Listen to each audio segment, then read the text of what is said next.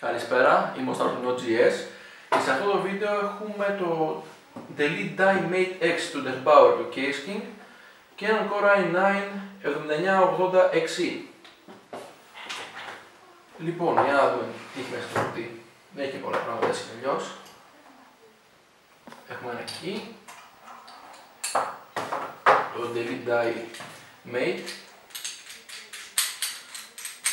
Αυτό λειτουργεί σαν stop, όχι σαν stop, ασκεί πίεση όταν βάζει το CPU και το έχεις κάνει delete, ώστε να κολλάει το IHS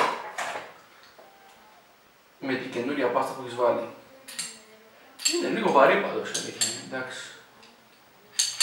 Ουσιαστικά βάζουμε το CPU τριγωνάκι με τριγωνάκι, θα δείξουμε σε λίγο.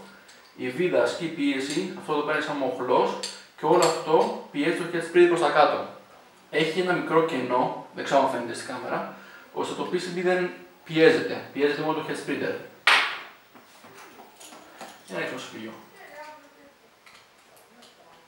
Είναι λίγο τζούζι.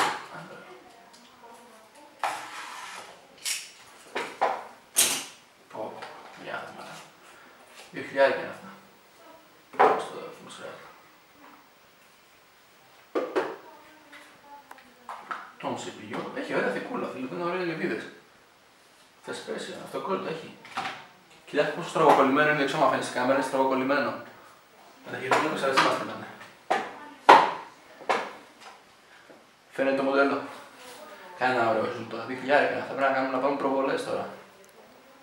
Έλα τώρα. Έλα, λίγο μαγεία θέλω. Κάτσε να δούμε. Τώρα όπως ανοίγω πέφτει κάτω. Είναι μεγάλο, δεν μπορώ.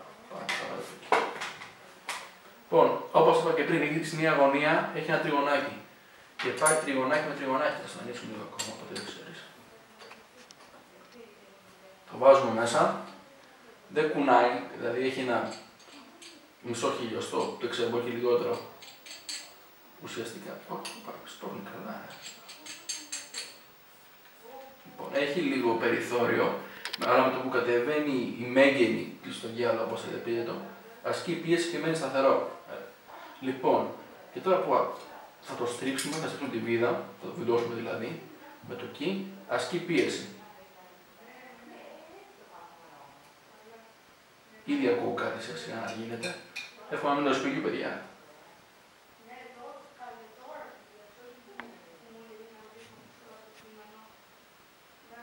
Μην σπάσει.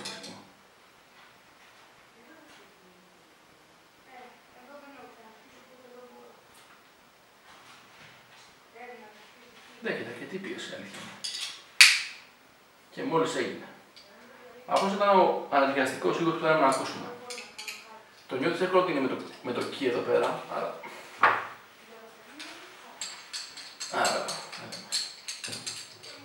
Και τώρα βγαίνουμε στο CPU, άλλο μισός μένει πάνω και έχουμε ένα αποτυχημένο βίντεο. Χορηγία του Case King και του Dell Power φυσικά. Και ουσιαστικά το delete έγινε, που έχει κολλήσει σιλικόνη, χρειάζεται να βάλω λίγο περισσότερο δύναμη. Εδώ βλέπουμε την μπετόπαστα, εδώ βλέπουμε την μπετοσιλικόνη, που με δυσκόλεψε να το βγάλουμε. Δεν ξέρω αν φαίνεται, όλα τα SMD είναι ανέπαφα, που μπορεί να υπήρχουν νοτές, αντιστάσεις κτλ. Και εδώ είναι το μεγάλο die του CPU. Θα μου επιτρέψετε να το καθαρίσω όμως λίγο, γιατί δεν είναι ωραίο έτσι τώρα. Ναι. Λίγο. Μαμάκι και από πίσω. Δεν θέλω μαμάκι τώρα, εγώ δεν θέλω μαμάκι. Δεν έτσι, μπαμ. Βάζουμε λίγο σετόνι ή νόβρωμα ή όλο που σας αρέσει.